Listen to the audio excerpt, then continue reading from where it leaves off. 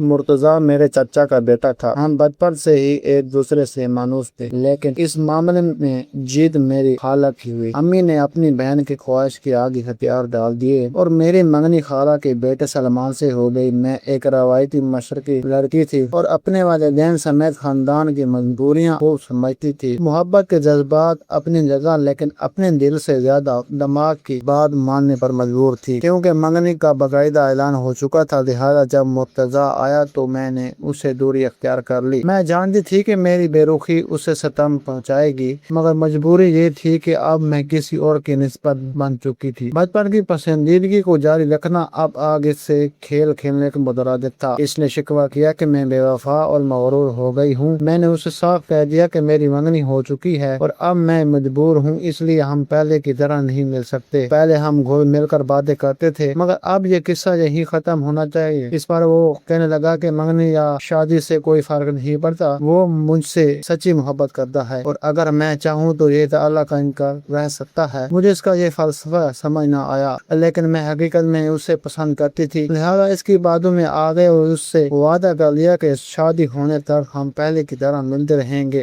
وہ آنسو بھر کر خاموش ہو گیا۔ کچھ دنوں بعد چھٹیوں میں ہم ملتان مرتضیٰ کے گھر گئے۔ اس کی بہن نادیہ نے زبردستی مجھے روک لیا اور کہا کہ 2 ماہ ہی تو رہنا ہے، ابھی تو زندگی تمہارے اپنے اختیار میں ہے، شادی کے بعد دوسروں کی مرضی کتابیں ہو جاؤ گی۔ مرتضیٰ کی بھی یہی خواہش تھی کہ آزادی کے آخری دنوں کو کچھ طول دیا جائے، کیونکہ پھر نہ جانے ملاقات ہو سکے یا نہیں۔ ان لوگوں کے اصرار پر میں بدنصیب وہاں ٹھہر گئی اور گھر والے واپس آ گئے۔ وہ میرے سکے چاچا کا گھر تھا، اس لیے وہاں رہنے پر کسی کو کیا اعتراض ہو سکتا تھا، بلکہ چچی کی خوشنودی کی خاطر امی نے بھی زیادہ مخالفت نہ کی۔ مرتضیٰ کی حالت دیکھ کر مجھے اس پر بہت ترس آتا تھا۔ وہ مجھ جو 8 سال سے کسی موقع کی تلاش میں تھا، اس کے پیار کا آخری مرحلہ شاید یہی تھا۔ اس نے میرے بھولے پن کی ایسی سزا دی کہ میں عمر بھر یہ دکھ فراموش نہ کر سکوں گی۔ 1 ماہ وہ وہاں رہی اور جب ایک بار لت پت ہو گئی تو اس کا عادی ہونا مشکل نہ رہا۔ جب پہلی بار شرم کی دیوار ٹوٹ جائے تو 2 چیزوں کی تقدس کو بار بار لٹنے سے کوئی نہیں بچا سکتا۔ مجھے میری نرم مزاجی کی سزا ملی۔ اب میں پشیمانی سے ہاتھ ملنے لگی کہ میں نے اس کی آنسو کے سامنے ہتھیار کیوں ڈالے، کیونکہ اتنی کمزور پڑ گئی کہ جو مظلوم نظر آ رہا تھا وہی شکاری بن گیا۔ میں پریشان اور خوفزدہ حالت میں اندر ہی اندر تڑپتی رہی۔ میں بیان نہیں کر سکتی کہ وہ 1 ماہ اتنی مشکل سے گزرا۔ میں ہر روز چچی سے کہتی کہ خدا کے لیے مجھے واپس فیصل آباد بھیجنے کا انتظام کرے، لیکن وہ ہنس کر ٹال دیتی کہ ایسی کیا جلدی ہے، کچھ دن اور رہو، اب تو تم برائی ہو چکی، پھر نہ جانے کب آنا ہو۔ میں دل ہی دل میں گھل کر رہ جاتی کہ چچی کو کیسے بتاؤں کہ ان کے سب سے پیارے کے کردار کیا ہیں اور میں کیوں بھاگنا چاہتی ہوں۔ آخر بھاگلپور سے چاچا آ گئے۔ وہ وہاں ملازمت کرتے تھے اور مہینے بعد چکر لگاتے تھے۔ انہیں دیکھ کر میں رو پڑی۔ انہوں نے اگلے ہی دن میرا ٹکٹ لیا اور خود مجھے فیصل آباد چھوڑنے آئے۔ خدا خدا کر کے جان چھوٹی، مگر میں وہاں سے سب کچھ ہار کر آئی تھی۔ اب تو مرتضیٰ کے بارے میں سوچ کر ہی وحشت ہوتی تھی۔ میں تصور بھی نہیں کر سکتی تھی کہ وہ ایسا نکلے گا۔ کاش میں اس کی نیت پہلے بھانپ لیتی تو کبھی اعتبار نہ کرتی۔ وہ نہ اعتبار کے قابل تھا نہ محبت کے۔ افسوس کہ میں نے غلط اتنی کا انتخاب کیا اور سنگین حالات میں گھر گئی۔ میں قدرت کے اٹل اصولوں کا شکار ہو کر ایسے جال میں پھنس گئی تھی جس سے نجات ناممکن نظر آتی تھی۔ جب مجھے اپنے اندر نئی زندگی کا احساس ہوا تو سر چکرا گیا اور میں بے ہوش ہو گئی۔ ماں بیچاری کچھ نہ سمجھ سکی اور پریشانی میں میرے ہاتھ پاؤں ملنے لگی۔ کچھ لوگوں کا خیال تھا کہ شادی سے قبل لڑکیوں کو ایسے دورے پڑ جاتے ہیں اور شادی ہوتے ہی سب ٹھیک ہو جائے گا، مگر اصل حقیقت صرف میں جانتی تھی۔ اب مجھے مرتضیٰ کے سوا کوئی نجات دہندہ نظر نہیں آتا تھا۔ وہی اس عذاب کی وجہ تھا اور وہی رسوائی سے بچا بھی جا سکتا تھا۔ میں نے اسے مبہم الفاظ میں کئی خط لکھے مگر اس نے کسی کا جواب نہ دیا۔ شاید وہ میرا اشارہ سمجھ نہیں پا رہا تھا یا جان بوجھ کر نظر انداز کر رہا تھا۔ یوں 5 مہینے گزر گئے اور میں کچھ نہ کر سکی۔ اب میری موت میری آنکھوں کے سامنے رقص کرتی صاف نظر آ رہی تھی۔ میں سنجیدگی سے زہر کھانے کے بارے میں سوچ رہی تھی کہ امید کی کرن نظر آئی۔ مرتضیٰ کی بہن نادیہ کی شادی کا کارڈ آ گیا اور میری جان میں جان آئی۔ مرتضیٰ کی منگنی کی بات فرح نامی لڑکی سے چل رہی تھی اور وہ اس سے پسند کی شادی کر رہا تھا۔ وہ مجھے دکھ تو بہت ہوا، مگر میں ایسی مصیبت میں گرفتار تھی کہ خود سے وعدہ کر لیا کہ اپنی زبان بند رکھوں گی۔ اس وقت میں مجبور تھی، اگر اس کا نام لیتی تو وہ صاف مکر جاتا۔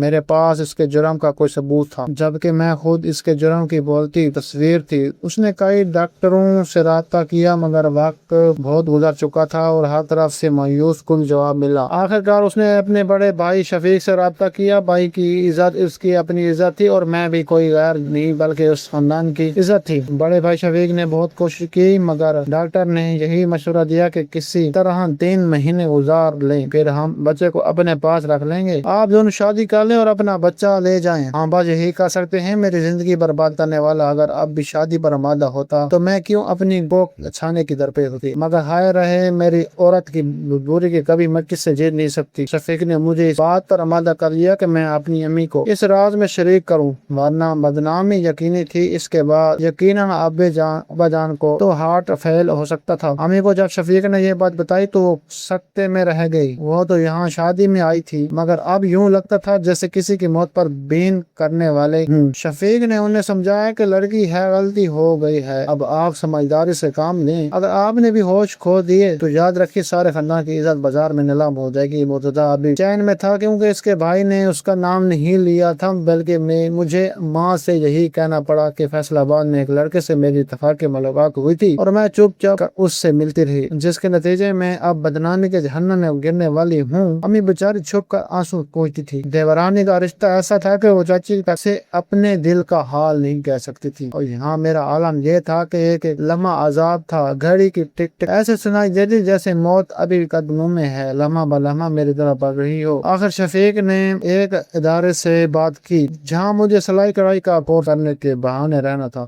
امی نے بھی گھر جا کر یہی کہا اور میں شفیق بھائی کی وجہ سے اس ادارے میں داخل ہو گئے۔ کیا بتاؤں کہ وہ 3 مہینے کیا عرصہ مجھ پر کیسے پیتے۔ میں سچ کہتی ہوں کہ وہ وہی دن تھے جو مجھ پر بیتے تھے۔ خدا خدا کر کے وہ دن آیا جب مجھے سیٹ سے رہائی ملنی تھی۔ میں صرف روحانی تکلیف ہی نہیں اٹھا رہی تھی بلکہ اب جسمانی کرب تنہا برداشت کرنا پڑا اور موت کے سمندر میں غوطہ لگا کر پھر سے زیس کی کشتی پر سوار ہوئی۔ اس کے بعد میں گھر آ گئی۔ میں صرف 2 روز اپنے لخت جگر کو دکھی، وہ بھی چند گھنٹوں کے لیے۔ کیا بتاؤں کہ ماں کی ممتا کیا ہوتی ہے، یہ ہر اصول ہر مجبوری سے بے نیاز ہوتی ہے۔ جب میں نے ہسپتال سے رخصت ہوتے وقت آخری نظر اسکول پر ڈالی کو ہمیں ہمیشہ کے لیے چھوڑ کر جا رہی تھی تو مجھے ایسا محسوس ہوا جیسے کسی نے میرے کلیجے کے سینکڑوں ٹکڑے کر دیے۔ خاموشی سے آنسو بہاتی ہوئے میں شفیق بھائی کے ساتھ ہسپتال کی سیڑھیاں اتر کر اسٹیشن آ گئی۔ سیٹ انہوں نے پہلے ہی بک کروائی تھی۔ میں جلسے ہوئے جوارے کی طرح گھر لوٹ آئی۔ ہاتھ میں ادارے کا جعلی سرٹیفکیٹ تھا اور دامن سنجیدہ معصومیت سے خالی تھا۔ کاش میں اس وقت اپنی ماں کے گلے لگ کر رو سکتی، مگر ماں نے مجھے دیکھتے ہی منہ پھیر لیا اور میں اپنے ہی گھر میں منہ چھپا کر بھی نہ رہ سکی۔ آج میری شادی ہو چکی ہے۔ میرا شوہر بہت اچھا اور شریف انسان ہے۔ میرے 4 بچے ہیں، 2 لڑکے اور 2 لڑکیاں، مگر دل آج بھی دکھ کو نہیں بھولا۔ جب چاروں بچوں کو اکٹھا بیٹھا دیکھتی ہوں تو ایک صورت آنکھ بند کیے سامنے آ جاتی ہے۔ میں سہم کر اس تصویر کو جھٹکنے کی کوشش کرتی ہوں۔ کاش میں اس تصویر کے نپوش دل اور دماغ سے مٹا سکوں جس دنیا کے بڑے بازار میں ہزاروں چہروں کے درمیان کھو چکی ہے۔ میری ڈالی کا وہ پھول اس کی گود کے سنگار بنا، وہ زندہ بھی ہے یا مر گیا؟ جب میں بھی شفیق بھائی آتے ہیں میری نظر ان سے وہی ایک سوال کرتی ہیں مگر وہ کسی بات کا جواب نہیں دیتے، بس خاموشی سے سر جھکا لیتے ہیں۔